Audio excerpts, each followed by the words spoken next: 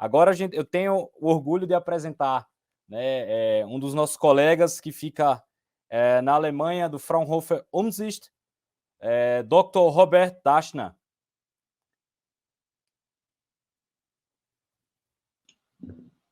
Hello, Dr. Daschner. How are you? I'm fine. Good morning, everybody. How is there in Germany right now? It's cold? Yeah, indeed. We should be in the summer, but it's raining today. We have 15 degrees, so probably similar to you. Here in São Paulo, it's 2018. A little bit rainy as well. Yeah. Okay. So, thank you very much for being here with us, Dr. Daschner. It's a pleasure to have a great institute from Fraunhofer UMSICHT, that will present your initiatives in the area of biofuels and biomasses. So, the virtual stage is yours. Thank you very much. So I will share my screen.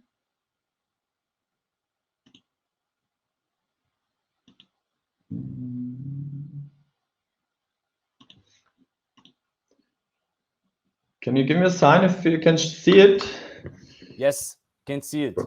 Perfect. Yeah, today I'm happy to show you one new technology we have developed at Fraunhofer for the utilization of biogenic residues and bio-based material, the so-called TCR technology.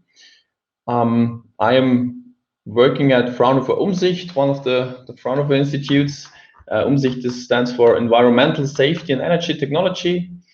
And well, the institute as total, we stand for the energy transition and the raw material shift. We want to push in Germany, but also in overall the whole world, to bring new technologies into the market and make things better. And one of these technologies I want to show you today. I'm working at the institute as the function of head of a department called renewable energies, and in this department we mainly dealing with different types of biogenic residues, so more or less dealing with everything beyond wood. So we're not dealing with energy crops, but with residues. This can be a broad range, starting from the sewage sludge from wastewater treatment plants, even the residues from anaerobic digestion units are usable, but a lot more. This can be residues, different bio waste streams from the food industry or from other sectors.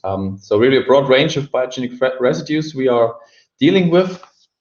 And this can be with different types of technologies. We're also dealing with incineration in small scale, for example, to provide process heat for industrial units. And we also have one very specific technology developed in the last years, and this is what I want to show you today more in detail. So in the next minutes, I'm talking about the so-called TCR technology. TCR stands for thermocatalytic reforming. This is a conversion technology, to convert a broad range of biogenic feedstocks into three products. It's always a char, a oil, and a gas, which is similar to pyrolysis. If you know this type of technology, I will show how it works in a minute as well.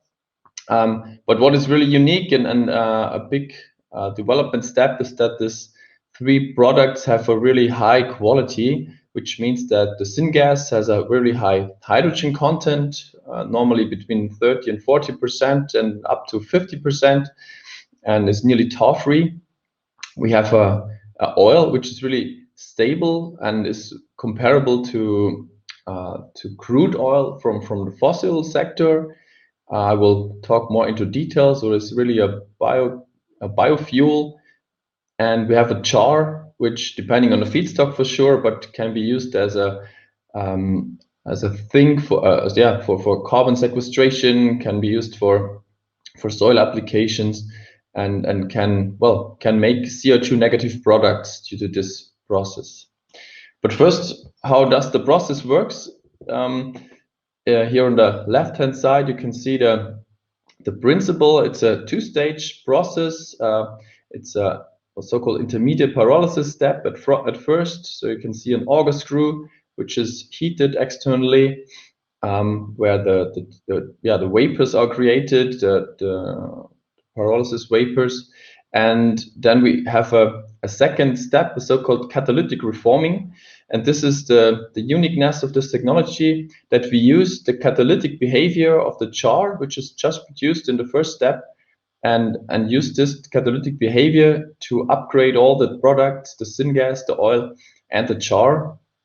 We are working at temperatures of around 450 degrees centigrade, and in the reforming up to 650 degrees centigrade, to produce these three types of products with this mentioned high qualities. We can use a broad range of biogenic feedstocks.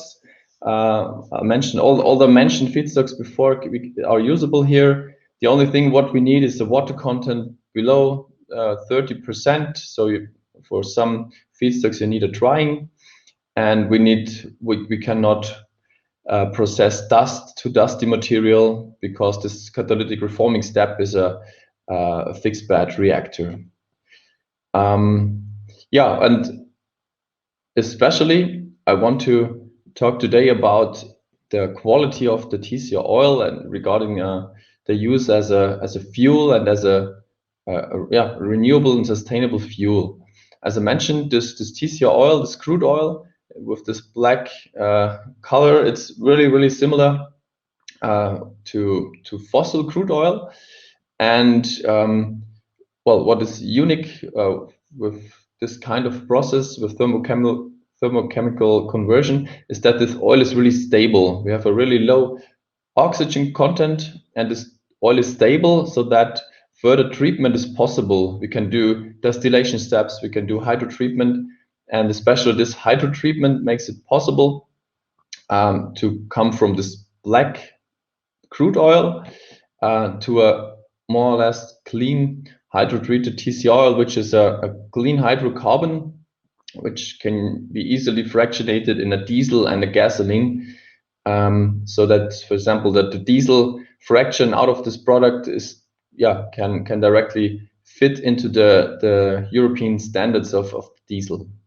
What we're doing here, we reject the sulfur, the nitrogen, and the oxygen, which is always part of the oil due to the origin, will be coming from biogenic residues.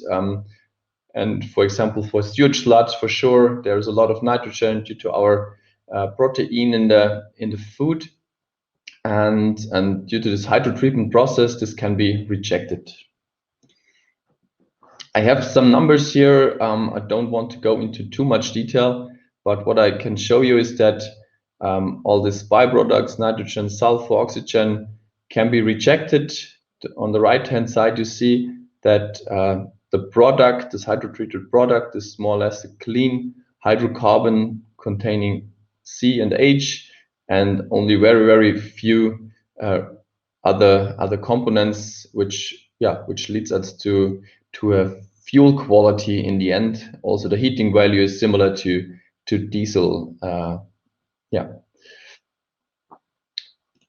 Well, and this is for sure, it's interesting. For sure, we started also in our labs to do this, and to do so, we also, this is analytics, and numbers are results from our institutes, technical centers, from our labs. But I think the most interesting is that we already scaled up this technology into a pre-commercial scale, and there is an ongoing European funded project called To Synfuel, where we build up the whole value chain from the feedstock, which is sewage sludge in this case, going into our TCR technology. Then we are producing, as I said, the char, which is not used in the project. We produce a syngas, and a very interesting aspect is that, as I mentioned, this high hydrogen content in the syngas can be separated via a PSA technology, and this hydrogen can be used for the hydrotreatment of the bio oil.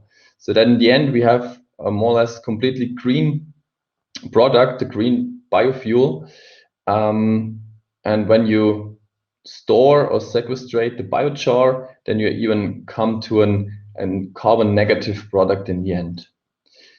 And yeah, and not to only show you some schemes and theories, I also want to show you some hard facts and pictures. This is our site location in Bavaria, in the southeast of Germany, called Hohenburg. And in this hall, we installed all this equipment I just mentioned. It's the TCR reactor, the feedstock coming with a front loader. There's the product gas drain. There's the hydrogen separation here in blue, and also the hydro treatment of the oil. And all this is already in place. And we just started some 4 or 6 weeks ago the first functional tests with our TCR reactor. And yeah, I'm really happy to announce that this first test have been very successful. We did some around more than 300 hours of operation already in the first weeks, and produced a lot of crude oil already, as you can see here in the pictures. So we are very happy that we had a successful startup for this functional tests. And now for the rest of this project until the middle or the second half of next year, we want to process around 2,000 tons of feedstock and produce more than 200,000 liters of this crude oil. So this is where we are. I wanted to show you that we, yeah, looking for ways for CO2 neutral and CO2 negative fuel. We are able to process a high variation of feedstock. We're flexible here, and yeah, we are producing these high quality products, and also in a scale which, was I say, is a pre-commercial scale. I think I did not mention it. It is 12 tons per day of feedstock capacity. So thank you for now, and I'm looking forward to the questions later on. Thank you very much. Thank you very much, Dr. Daschner. It was really a pleasure to know a little bit more about the technology, and also to note that this technology is already scaled up, pre-scaled up, I would say, and in operation. This is something that we think that for Brazil is really, really nice, due to our amount of biomass that we have here. So we are in contact with you already, with your colleagues in the department. And once again, thank you very much. You're welcome. Thank you as well.